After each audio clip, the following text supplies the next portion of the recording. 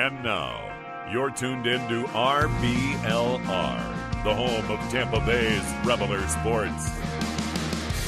Ahoy, Buccaneers fans. Welcome aboard the RBLR Bucs podcast. So happy to have you on this journey with us. I'm Musab, one of your co-hosts and co-captains on this Buccaneers voyage.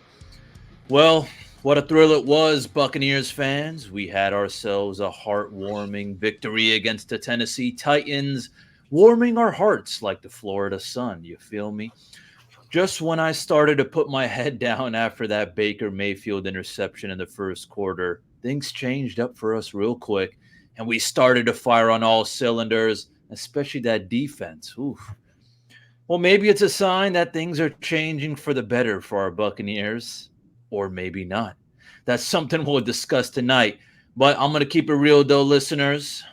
Hold on to your hats because the winds of fate are blowing us towards a testy matchup against the West Coast 49ers, who are riding high on a recent big win.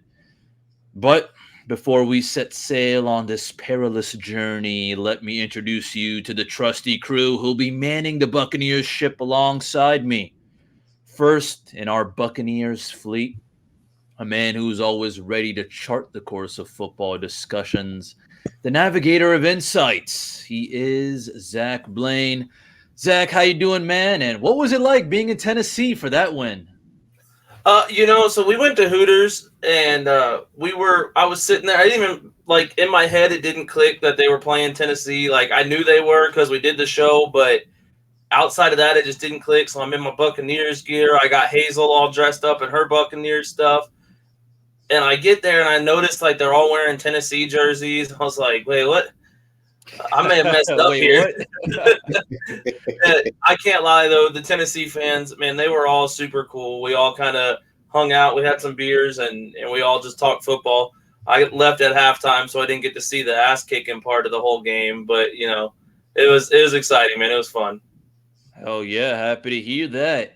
And to my left, standing tall beside Zach, we have the Buccaneers tactician, the maestro of football strategy, and a guiding star in our journey. He is Carter Brantley. Carter, how you doing? And I don't think you were in Tennessee, but wherever you were, man, what was it like? I was not. I was at home watching it on the couch. You know how that goes. Okay. Yeah, for sure, man. Definitely not getting the full going to Hooters in Tennessee experience that Zach got. But yeah, you know how it is. It was definitely a great time watching some good football finally from the Bucs. Not really some great football from Tennessee, but we'll get into all of that. Excited to be here talking football with y'all. Yeah, I mean, we'll definitely get right into it. They finally won, as Musab mentioned, 20-6. It's kind of a nice little victory. It's not overwhelming or anything, but it's definitely a good bounce back from the losing streak. So Musab, is your faith renewed? Is this like a bounce back game? Are you like, all right, let's get back into gear here? Or are you so kind of like, it was nice for them to beat up on a crappy Tennessee team, but at the same time, it's still a Bucs life. You know what I mean? Yeah, I think I'm more for the second. Yeah, I mean, it was nice to beat up on a crappy team. I do think that we definitely balled out for sure. Sure, they're crappy and all that, but I really do want to give a shout out, especially to our defense, who really stepped it up. I mean, I don't think it was a perfect game either that we, completely ran over them. As I mentioned already in that intro, that first quarter, honestly, was just super bland, boring, just nothing really happened out of it. Okay. And I don't know what it was, but I guess we just kind of did a little 180. We started to step it up big time, in the second, third, and fourth quarter. And I mean, overall, we did really good. Obviously, just some kind of issues here and there, just with kind of coverage, especially. I do want to, I did give a shout out to the defense, but I hate to say this, but something that just really caught my eye, Carter, was the fact that kind of Zion McCollum just was making some errors here and there. We were seeing that over and over again just with their overall defense. The Titans were running the ball down the field, whether they're passing it or running it. Our third downs were a little sloppy here and there as well. But in the end, when it came to kind of getting touchdowns, we were able to stop them. So That was really big for sure. But I mean, what are your overall thoughts? I mean, as you mentioned, it was a crappy Titans game or a Titans team, and I mean, yeah, we ran over them for sure. But yeah, how do you feel, man? Yeah, I mean, like you said, it's important to take into context that the Tennessee Titans are the Tennessee Titans. They're not a powerhouse football team. They're not, the 49 who the Bucs take on this weekend. They're not the 49ers, they're not the Eagles, they're not Kansas City. But like we've been saying, it's still nice for them to just get back on the horse, get back in the win column. That's definitely important. It was great to see them limit Derrick Henry the way they did. They really shut him down in the running game. Will Levis was still able to do a little bit, but once they got into the red zone, the Bucs really continued their winning ways, so to speak, in the red zone defensively. And I thought was a huge key, and it's going to be important for them to continue to do that because the 49ers this weekend, we'll get into it later in the show, but they can move the dang ball. They can really make things happen. So if the Bucs bend as they typically do, then they just need to continue not to break. But Zach, how about you, man? Is this a game that you think, oh, the Bucs will get right back on track after this one? Or are you kind of thinking, it's the Titans, they kind of suck. It's still a Bucs life. Yeah, it's one of those things where, like, do I think they're going to get back on track after this one? No, because we're playing the Niners. Right, that's a good point. Yeah. Now, outside of the Niners, yes, I think that the rest of our games outside of the Niners are all winnable games. For sure. So for me, it was, I wish the Niners game was before this one so we could go into this stretch that we're about to have with some momentum. I don't think we're going to get dominated this week coming up, but this is not the week that I would have wanted to play a really good game to follow up playing the Niners, Yeah, it'd be nice if they were playing the Colts this weekend instead of the 49ers. Exactly. Yeah, I'm with you. That would definitely be good. But I know, Musab, you already kind of mentioned the defense. And Zach, I'll bounce this right back to you.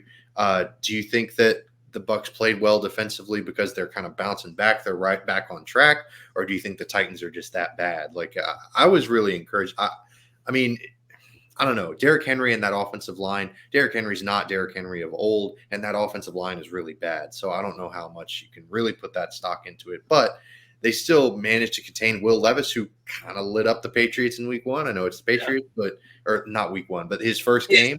Week one, yeah. Right, his week one. That's that. Thank you. I appreciate that. You're good, bro. But yeah, anyways, this is a very long-winded way of asking, how serious do you take this defensive dominance? Yeah, I mean, we've had one bad defensive game. Right, that's a good point. So, I mean, I think I touched on it last week where I said that I thought that the defense was kind of a fluke in that game. I know I was probably a little more animated about it because I was pissed off that we lost to the Texans, but I think that what you're seeing is what you're going to get. Are we going to look that good? Are we going to hold San Francisco to 6 points? Not a chance. But do I think that we're the best defensive team that San Francisco is going to see or has seen? I think we're up there in the top 2 or 3 that they've seen so far. So I think that this defense is kind of just, we had a hiccup. It happens. Not every pitcher goes out and throws a perfect game. So you're going to have a couple of games here and there where you don't look great, and it's going to happen. So I was never worried about our defense, but I think this just reassured me. Right, for sure. I think the big thing was for sure is that both offense and defense were showing that they were clicking, and the fact that we were able to see a little bit of Kancey and Diaby get some action in on there as well. That was really nice to see. But it also shows you how important it is that Jamel Dean cannot be injured ever again. Oh yeah, that too. I think that was a big part of our issue last week, was that our number one corner was out. And then Carlton Davis, apparently, with our number one corner out, plays like a 4th grader.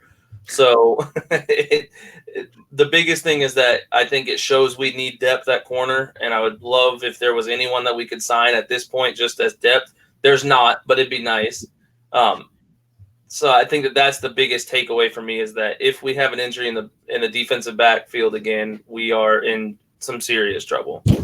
Absolutely. And I think that's a great point. The first thing that I think of is like in baseball, if you trade your closer, then everyone else kind of gets shifted back an inning or like their role gets a bit shifted up. You know what I mean? So, Exactly. when Jamel Dean goes down, then Carlton Davis covers the opposing team's best corner. Or it is really hard. And Zion McCollum becomes your number 2, quote unquote, which is just it's a tough proposition for sure. Yeah.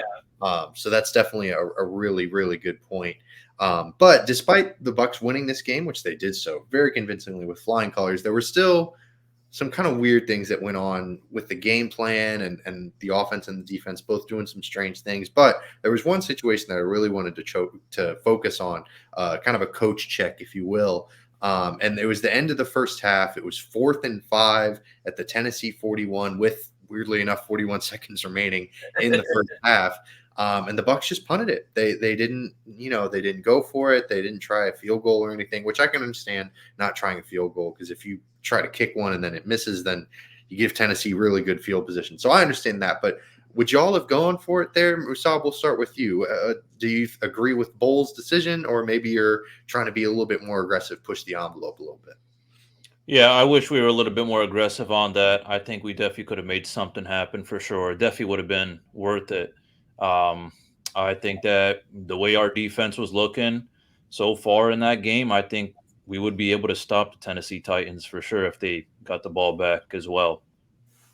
That's a fair point. The defense was absolutely, to use a phrase that you love to use, balling out. They were doing real well. They were playing out of their mind. So, yeah, I'm with you. I think that I see a little bit of both sides, though. I will say, because when you're playing a team like Tennessee, they're not going to put up 20 points. They were not going to do all of that. So maybe playing a little bit more conservatively for once, because I hate when Bowles does this, because he does this all the time. He kind of takes his foot off the gas or kind of plays it as if he's trying not to lose as opposed to trying to win, which is a really awful way to play. But in this case, I at least understand it. You know what I mean? I don't agree with it. I'm still with you, but I can at least see like, hey, this team's not very good. If they're playing a really amazing offensive, like against San Francisco, they got to go for it. Like I'm disgusted by this decision against San Francisco. If the same situation plays out, they need to be aggressive because they're outmatched. So yeah, I kind of see both sides, but yeah, I definitely would have loved to have seen them gone for it. Zach, how about you though? Maybe are you a bit more with Bowles, or are you still kind of like, yeah, you need to push the envelope there? Yeah, I mean, there's kind of part of me that is like, yeah, push the envelope. Like, let's just go for it.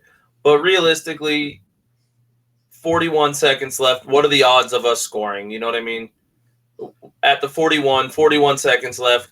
Unless I don't remember how many timeouts we had or if we had any at that point. I would imagine we probably had all 3 of them. I think we had all 3. At least 2 of them. So in my mind, unless we're pushing to score at that point, I'm not risking any injuries on our offense. I don't want to see Trask play. I don't want to see Trey Palmer be wide receiver 2. Like, I think, in my opinion, it's a calculated risk to just kick to punt the ball. They're not gonna score on us. They haven't done anything all game. I'm cool with just giving them the ball and getting to getting to halftime without any injuries. Yeah, I mean, that's a good point because, the last 2 minutes can be an intense kind of sprint. It's not the marathon that a lot of drives Exactly. can be. So, yeah, I didn't even think about that aspect of it, but that's a good point as well. Yeah, I don't think any of us want to see Trask come in and have Trey, but like you said, that would not be a lot of fun. Some of Twitter does. It's wild to me, bro. Yeah, it's weird. I've definitely not loved watching Baker at some points. He's made some turnover-worthy plays that I would. All right, I'm hanging up the phone. I'm hanging up this call. No, I'm messing. But I definitely don't want to see Kyle Trask. He's definitely doing a much better job than Kyle Trask would ever do. So I'm never going to go into that camp. But regardless, that's an interesting point, the injury aspect of it I did not think of. But moving on to our next segment, we've got player of the game, because despite the negative segment that we just did, they won this game, and it was fantastic to watch. There were a lot of really great performances. A lot of guys really stepped up, contributed, and I'm sure y'all will get to them. My player of the game is Lavonte David. He had 2 tackles for loss, pass deflection, just I hate to say ho-hum because it was a fantastic performance, but for Lavonte David, that is ho-hum. That's who he is. That's what he is, the consummate professional. He's just really, really good out there, the captain of the defense. It's going to be tough whenever he leaves, whether it's through retirement, free agency, what have you. But this is just a really fun game to watch from him. He's all over the place. And you could argue he probably should have ended up with at least one interception. We had a play where he had a pick in his hands. And I'm not going to fault defenders when they drop picks. They're not wide receivers. They're not tight ends. They're paid to break up passes. If they make an interception, great. That's awesome. But if you're in the right place at the right time, forcing incompletions, that's all you can really ask for from a defender. So Lavonte David was my player of the week. Zach, who's your player of the week from this past Sunday? You're going to make me say it on here, aren't you? I am. Devin White, man. He was a stud this week. I give props when props are due, and I think that he deserves some respect this week. It seemed like every time Levis dropped back to pass, Lavonte David was there putting pressure on him. He had one sack.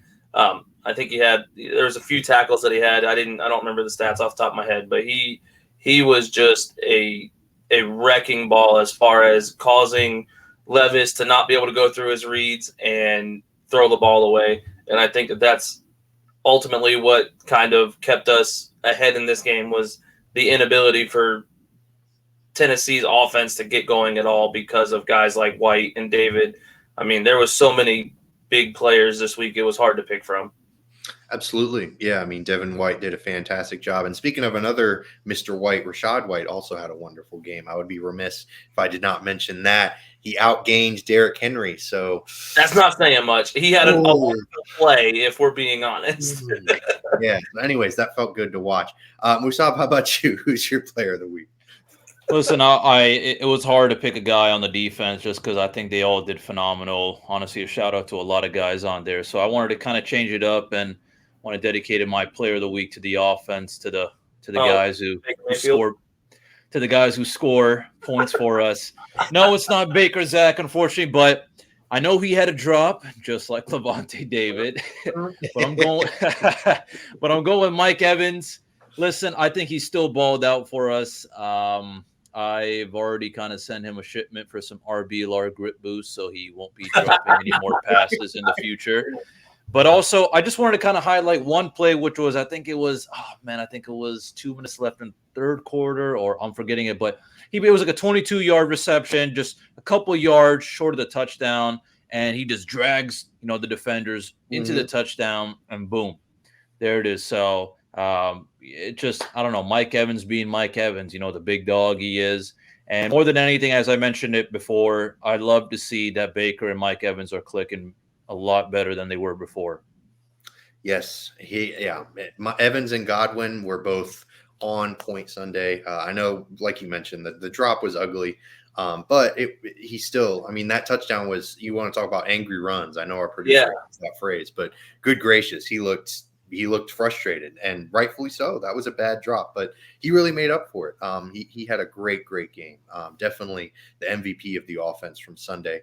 But if you are also interested in getting some RBLR Stickum for your football gloves, we also, all jokes aside, we do have some t-shirts on there, some really fire gear at shop.rblrsports.com. And since, we're celebrating this week that the Bucs finally won, they got off the schneid. So we'll give you a promo code Cannons, CANNONS. Type that bad boy in and you can get some Rays, Bucs, Lightning, or Rowdies gear, whatever you're feeling. Definitely check that out. We've got some fire gear on there. So after that shameless shot plug, we're moving on to the San Francisco game. It's the 49ers week, which I don't know about y'all, but I've kind of been dreading because the 49ers look really good. I was hoping they were going to get trounced by the Jaguars last week because the 49ers have been struggling, but then the reverse happened. They beat the crap out of the Jaguars. It was an ugly game, 34-3 on the road. Brock Purdy finally looked like his normal self. And the offense was just clicking. The defense made Trevor Lawrence's life miserable. And I'm a bit nervous. So anyways, as I mentioned, they struggled after a 5-0 start and went on a 3-game losing streak. kind of a mini version of the Bucs.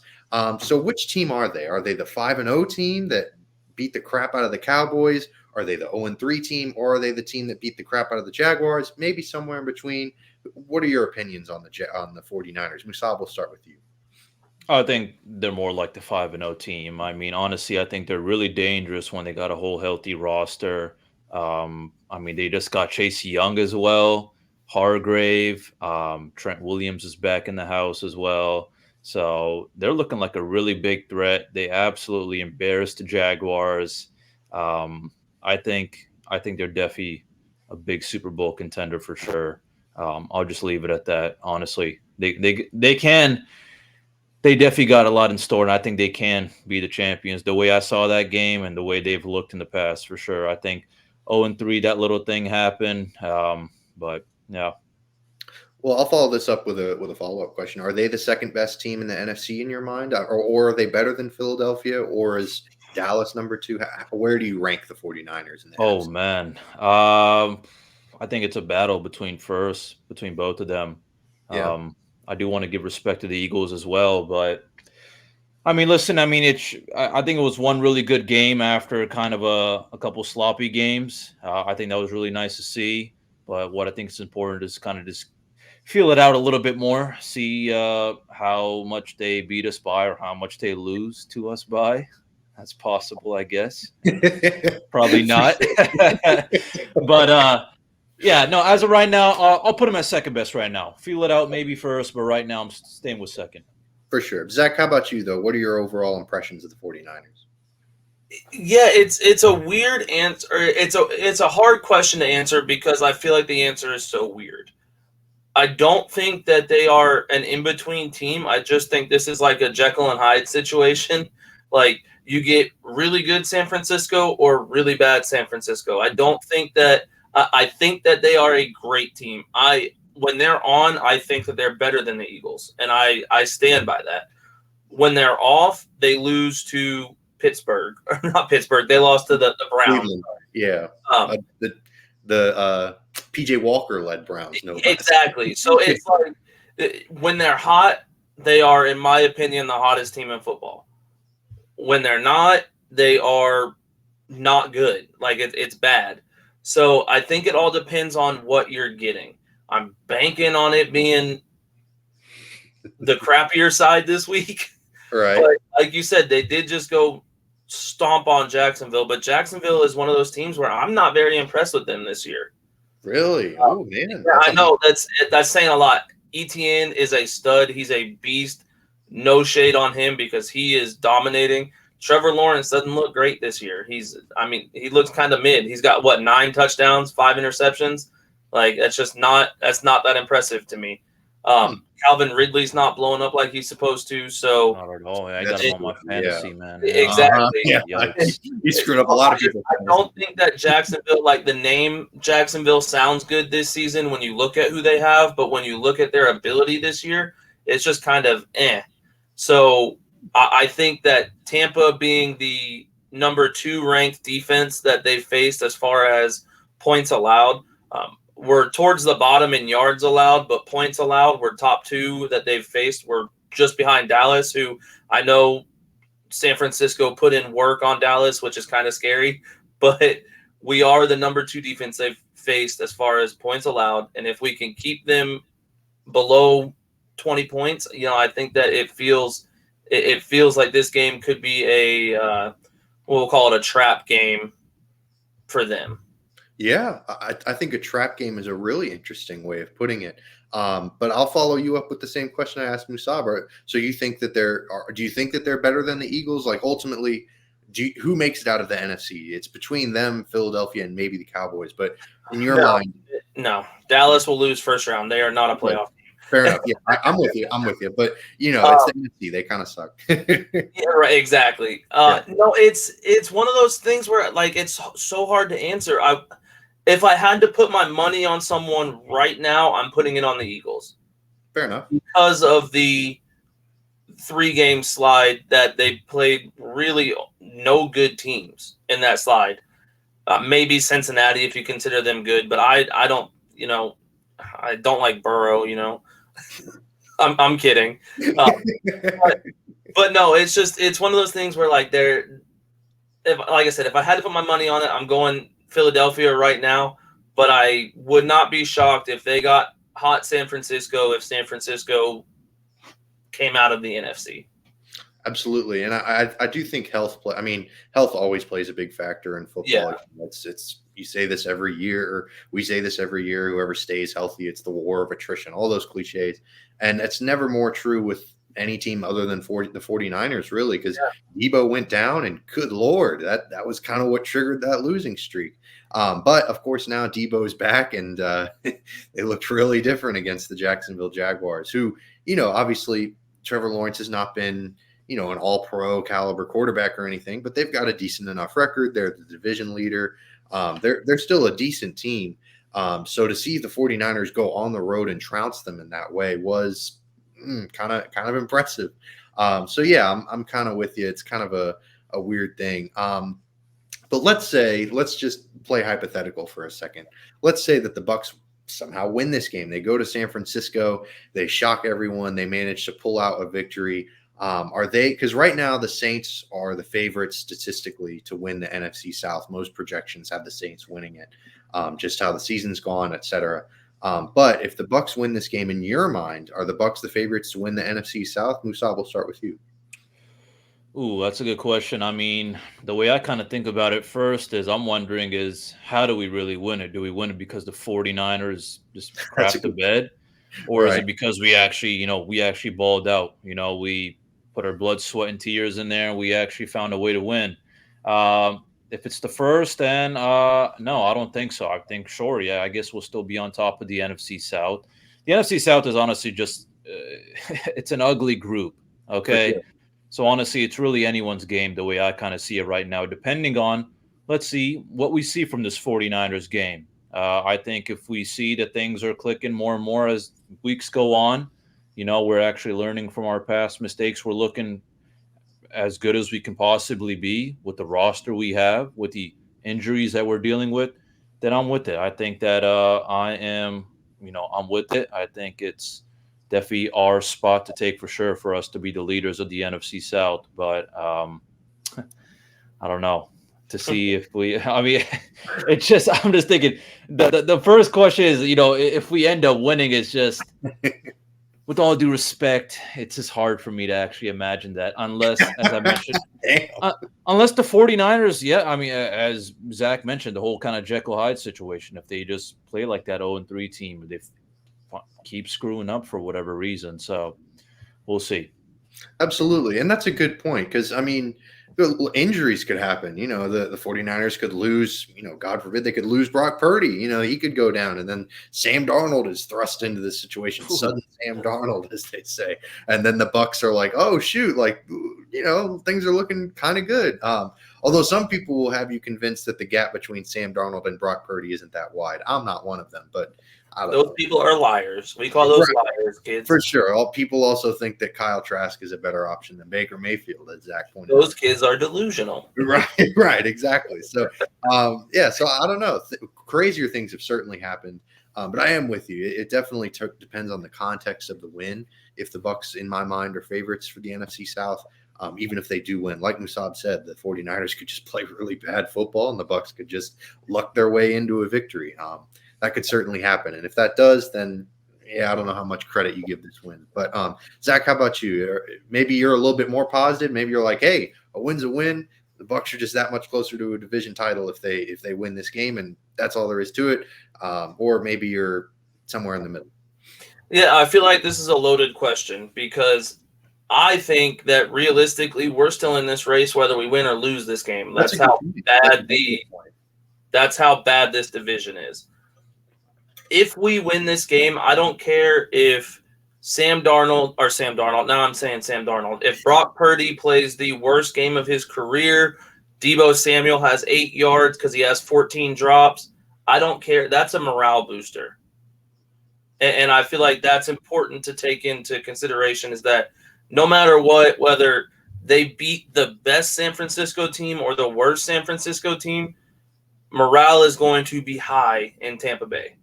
And that plays a big role in next week's game.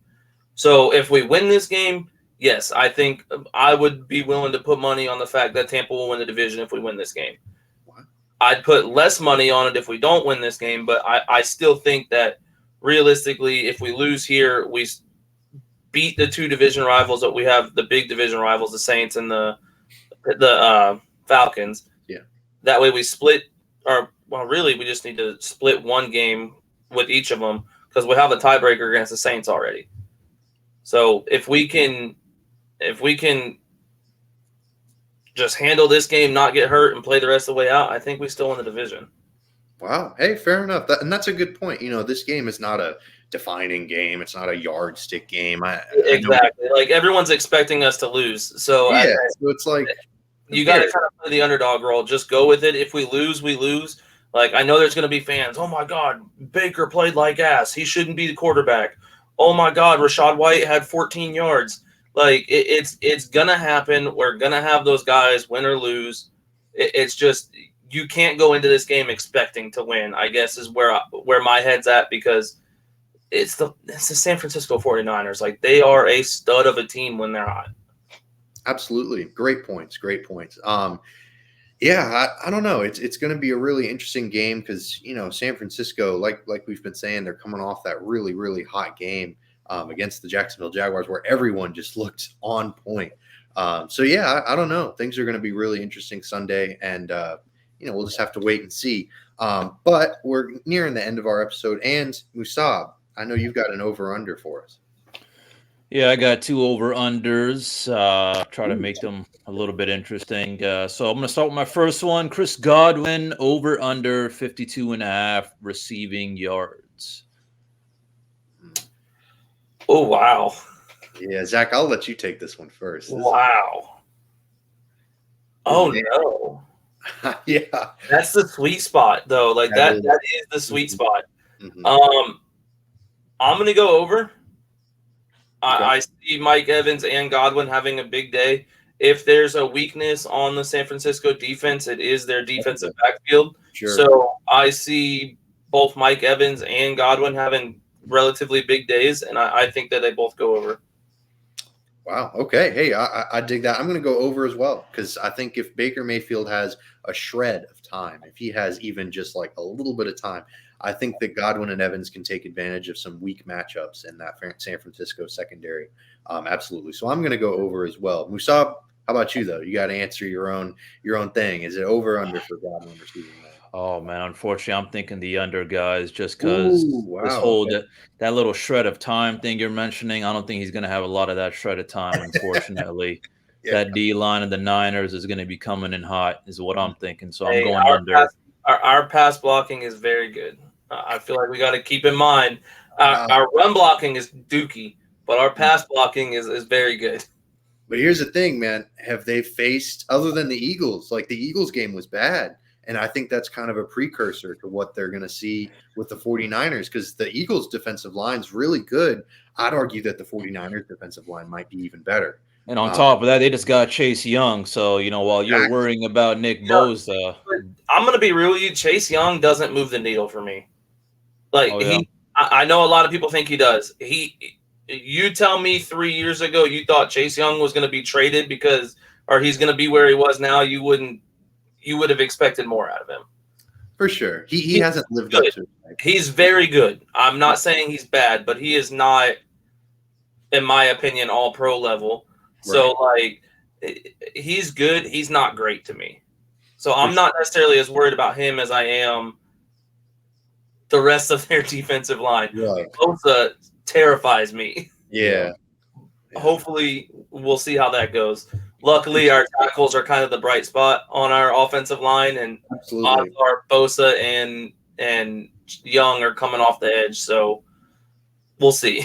Yeah, I think my big concerns are Hargrave and Armstead up the middle. I think Hainsey now. That is completely understandable. Yeah, I think they're going to have a tough time.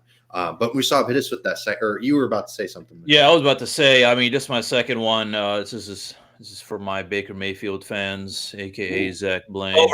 Over under 0.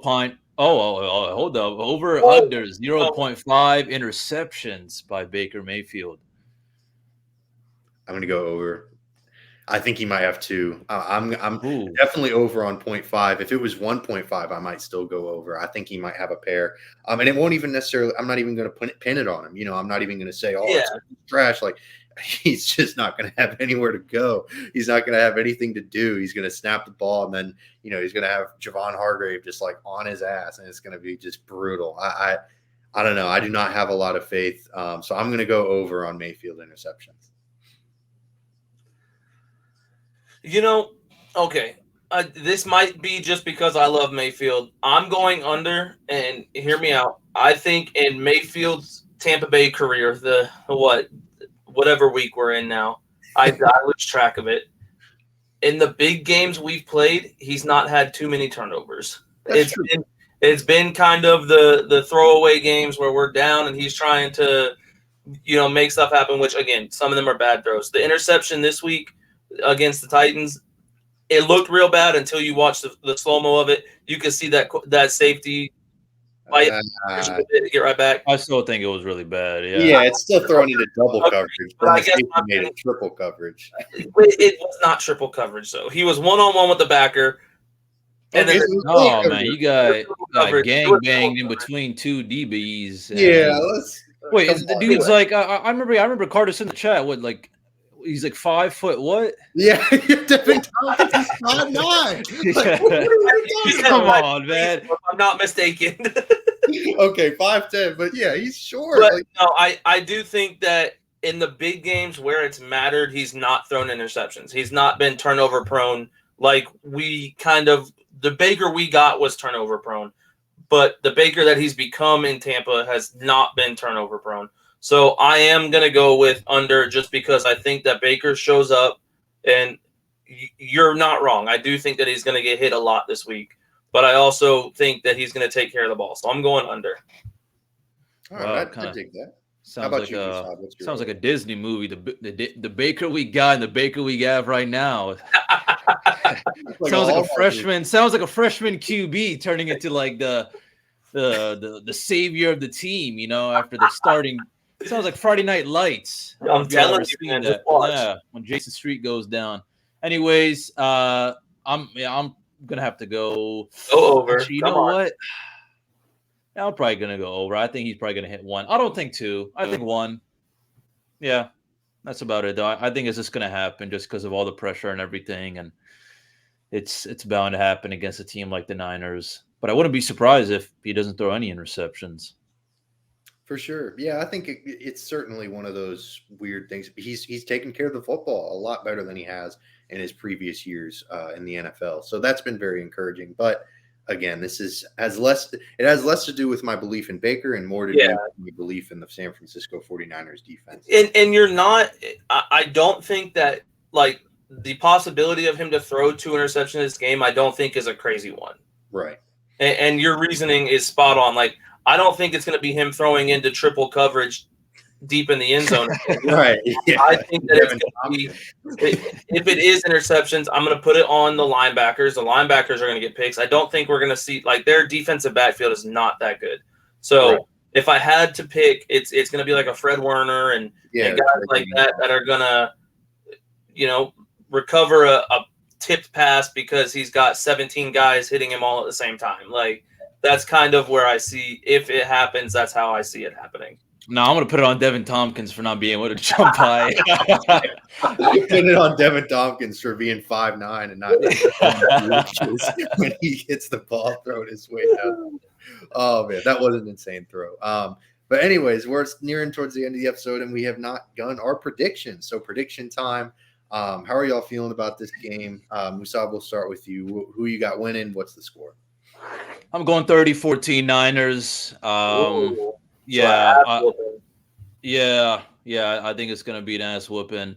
I just don't think that we are able to kind of show up against a fiery team like them. All I pray for is that we kind of learn through our mistakes throughout the game. I hope that it doesn't go downhill. I hope that it slowly goes a little bit somewhat uphill from the start. But who knows? We're bound to see what happens. Yeah, the in-game adjustments are definitely going to be key. The 49ers are just really well coached as well. Shanahan clearly knows what he's doing. That's a really, really well-coached team as well. That's a very underrated aspect of San Francisco. But yeah, I've got the 49ers as well, 38-17, kind of another blowout. I know that's tough to hear. I know it's not fun, but unfortunately, San Francisco is really that good. So I don't have a lot of faith in the Bucs this weekend. But Zach, you're always Mr. Positive. You're always picking the Bucs to win. Are you going to buck the trend, or how are we feeling about it? You know, this one is hard because I really do think this could be a trap game for San Francisco. So you know what? I'm going to call it a trap game for San Francisco. Oh, I'm going to say 27-24, Tampa wins. Wow, you think they put up 27 points on this defense? I do. Like I said, Mike Evans is feeling hot right now. Dave Canales playing Mike Evans and Chris Godwin on the same side of the field has been a change that was needed, and it's been a change that's helped both of them perform better. And I think if that trend continues, that we see a big game out of Evans and a big game out of Godwin. And I really, in my heart, is telling me this could be a trap game. I won't be shocked when we lose. Like it won't be, oh my God, we should have won this game. But I do have feelings for some reason that this is a trap game for San Francisco. Hey, fair enough. I dig it. I love the optimism. As misguided as it may end up being. Look, you're 100% right. Right? I mean, hey, I hope it would be awesome if the Bucs won this game and turned it into a trap game. That'd be wonderful. And hopefully that's what we're coming back with y'all with next week. Hopefully we're coming back saying, man, Zach Lane was right. You know, he really proved us all wrong. The Bucs went out there and took advantage of the San Francisco 49ers overlooking them. But we'll see next week. This is coming to the end of the episode. We really appreciate y'all tuning in. If you like what you heard, you can hit that like and subscribe button wherever you're getting your podcasts. You can also follow us at RBLR Sports on all of our social medias, Facebook, Instagram, Twitter, and you can get more of Zach Lane on TikTok at RBLR Sports. He's always making some cool Bucs content there as well. So we really appreciate y'all tuning in. Hopefully we're coming back with another Bucs victory, but even if not, hey, it's the 49ers. That's how it be. But until then, go Bucs. Go Bucs.